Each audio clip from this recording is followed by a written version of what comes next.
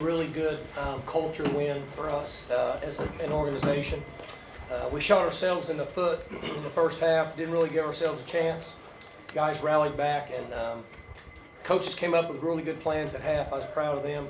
But team, they have a great culture. They care about each other.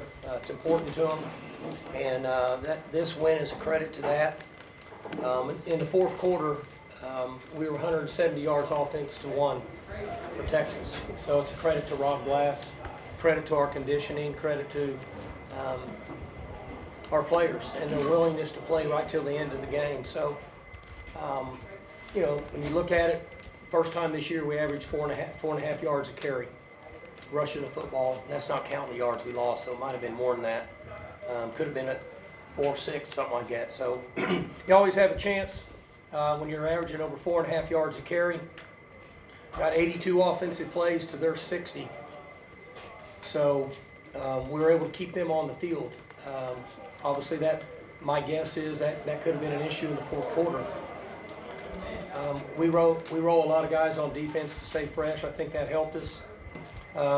We won the penalty margin, and we won the turnover margin. So unlike the last game where we were fortunate because we lost the turnovers, we won the turnovers here.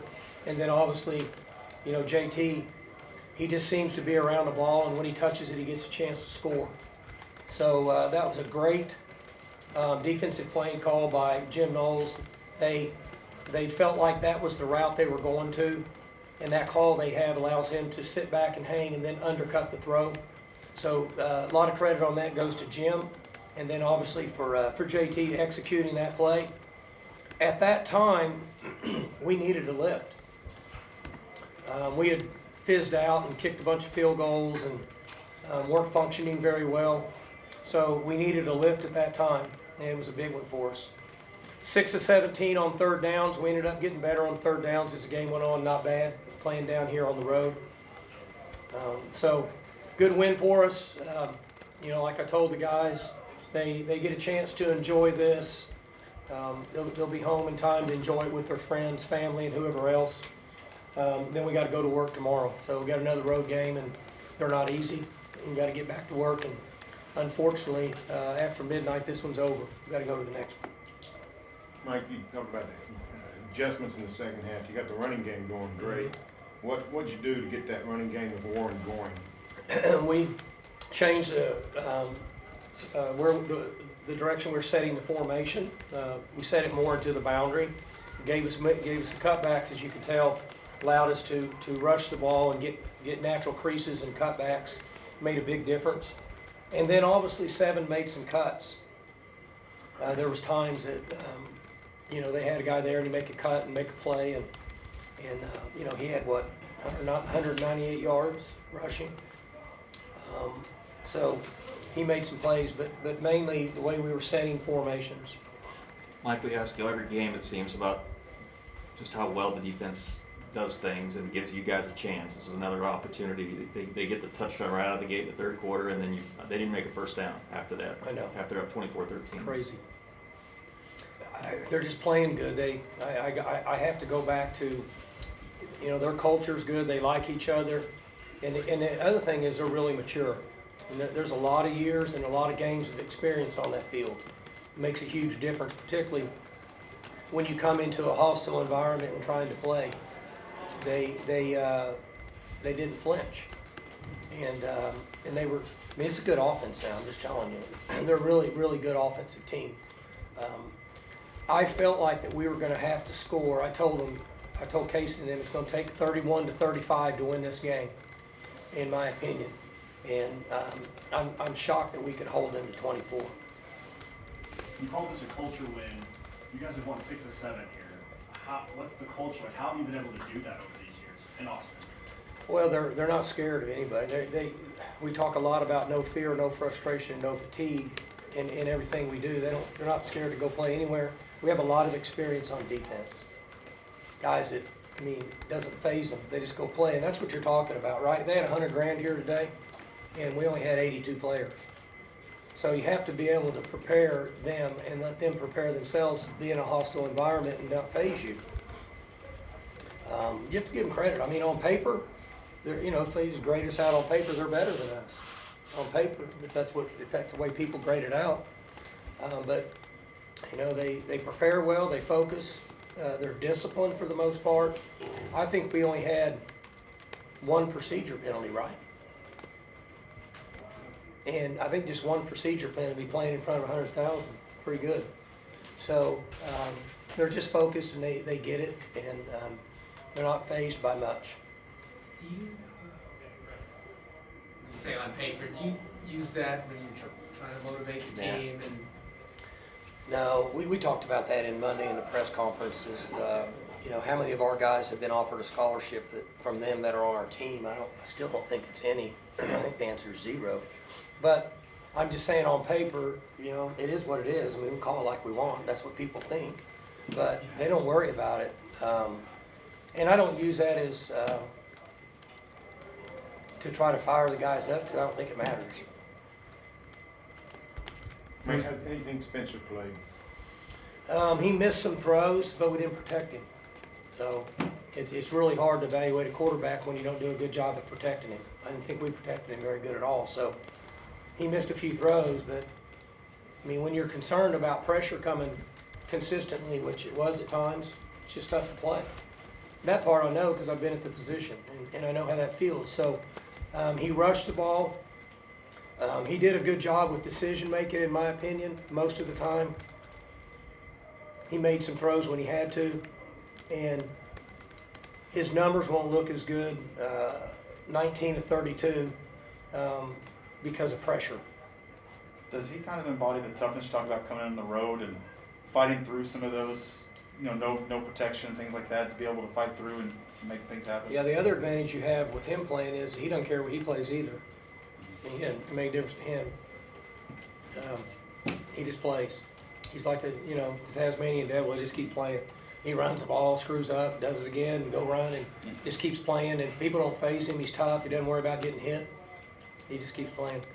Like Jason Taylor's play obviously huge, but offensively, second half, when you think, is there one play you think of that you say, hey, that was big, able to, whether it's that 2nd and 17 quarterback draw, or Spencer went 15, or one of Warren's big runs, any play stick out to you as thinking, hey, Well, this is, for us, that was big. The other one was the roughing the passer. At that time, we got that would have been in the 3rd quarter. Is that correct? And now we didn't make that play, but that was a big play, because at that point we were just kind of blah, and they gave us that, and then it kind of ignited us just a little bit. But the big draw that he ran was huge, just to get us down where we could convert. Mike, you had the 2 sort of trick plays there in the middle of the 4th. Is that something that you suggested, or was that Casey's call? Well, those are plays that we talk about, but Dunn came off with them. The reverse was really good. Should have been better. We had 2 guys for 2 guys, and we needed to execute that better. But then we've practiced that play 50 times, and BP's thrown that ball accurately. We would have had a big one there, and we didn't get it executed. But those are just kind of common plays for us that we've run quite a bit over our career. Mike, Tanner Brown got to start at kicker.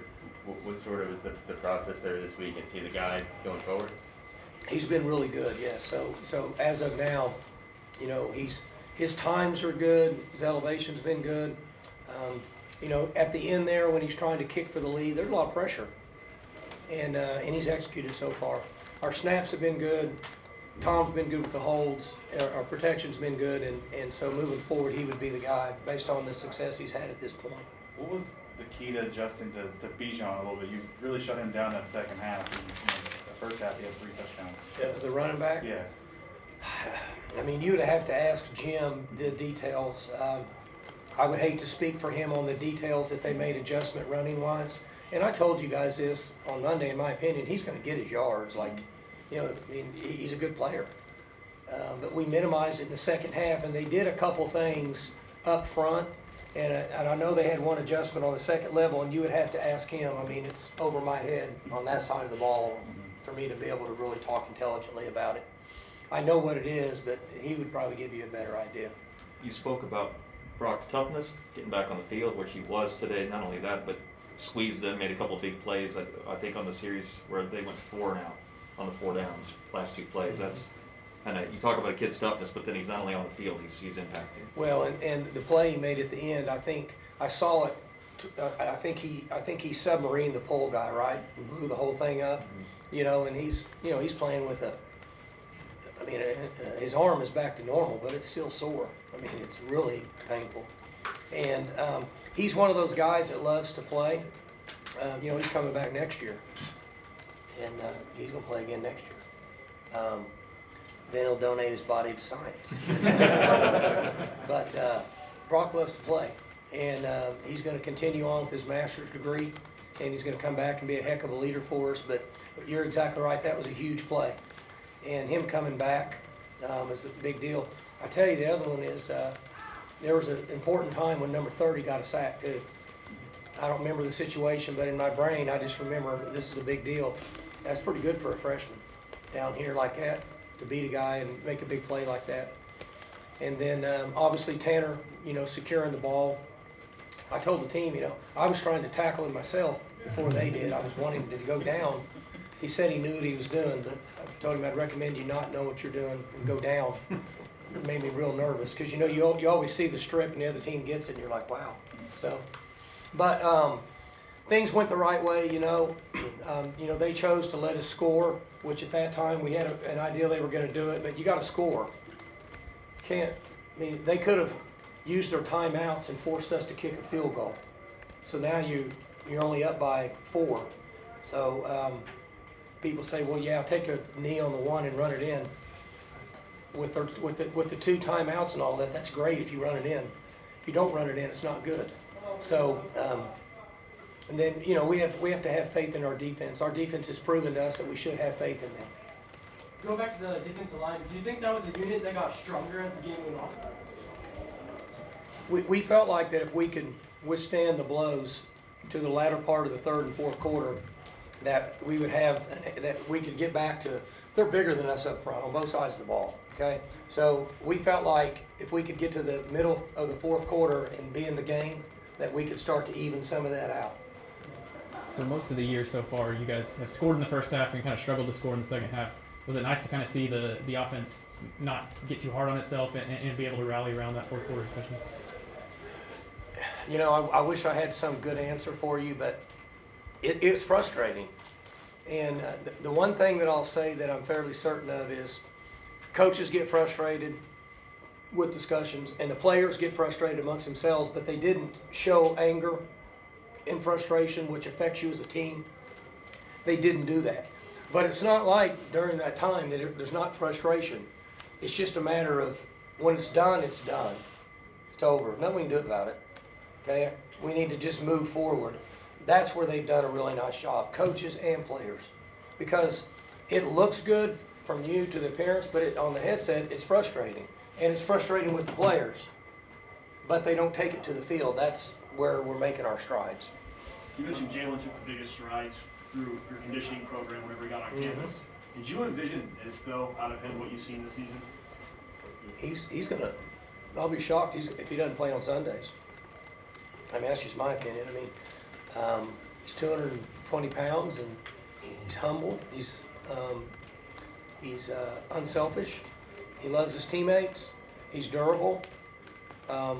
Coach Glass has improved his speed and side to side to where he's become a serious threat. And you know, you don't see a lot of 30 and 40 and 50 yard runs in the NFL. Most of those backs are trying to get 18 to 18, 8 to 18, and he can do that. So, I mean, we're fortunate that he's a part of our program. Plus, he brings a toughness and an unselfishness to our offense. That's what he brings. He's tough and he's unselfish. Guys like that. So that's what he brings to the table. Mike, it's hard to come down here and win when you kick field goals in the red zone. I know. You did that 3 times, but in the 4th quarter, you're able to figure out how to get in the end zone. Is that, Yeah. did you, in some ways, did you steal one by settling so much in the first half? Well, we did because we struggled offensively. You can't, I mean, what you're saying is right. When you play good teams or teams you're somewhat equal to, kicking field goals, you're probably going to lose. Or if you had the turnover margin like last week, you're probably going to lose. So we got fortunate from that standpoint. But we put some things together in the second half and we're able to rush the ball and get a couple touchdowns late in the game, which is good. So, and they didn't. You know what I'm saying? We did and they didn't later in the game. We made some adjustments, did some things rushing the ball that allowed us to score. And then, you know, they just kind of found a way to make it happen. I felt like our pass protection was much better in the second half than it was the first half. I mean, not protection, pass rush. Last question, Coach. Mike, you ever given a coordinator a raise in the middle of the season? Just worried about Iowa State. Oh, I didn't know you were in here. I wouldn't have asked. I was sitting right over there. So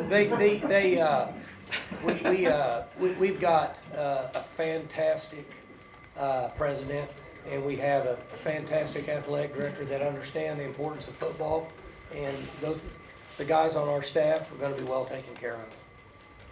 They understand how important football is.